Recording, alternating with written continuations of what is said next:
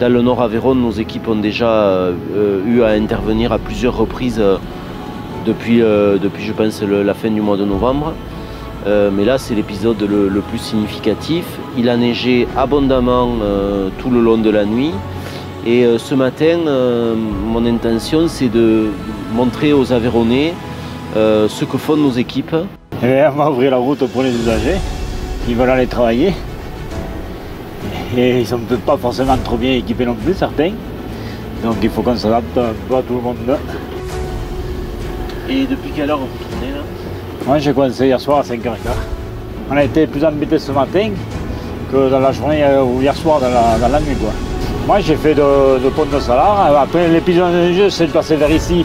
Mais sinon on a commencé au départ il y en avait du carrefour de Vezin, du Roupousse, jusqu'au Rose. Et à quelle heure vous arrêtez là? Ben, je sais pas, comme je suis à Strait, ils me le diront, je sais pas. J'ai pas trop pensé à ça encore. Hein.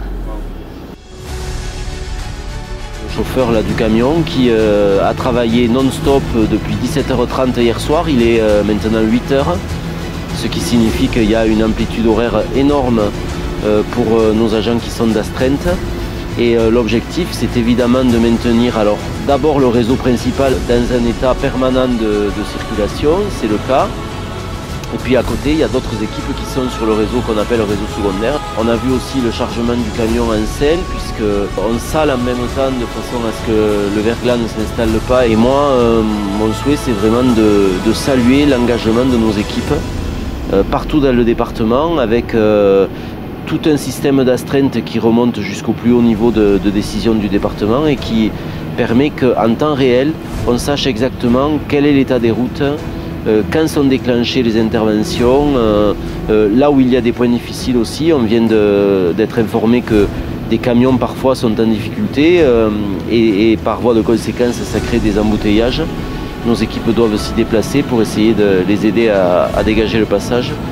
Et donc tout ça, c'est un maillage de proximité qui part des unités territoriales comme celle de Pont-Salars où je me trouvais il y a quelques instants et qui remonte jusqu'à la direction générale et à la présidence du département et qui permet que nos 6000 km de route soient traités autant que de besoin jusqu'à ce qu'on retrouve les conditions idéales de circulation. On sait que l'économie doit continuer malgré la météo. Il y a le matin les transports scolaires, il y a les gens qui vont au travail, il y a toute l'agriculture qui dépend du passage des laitiers, il y a les livraisons partout.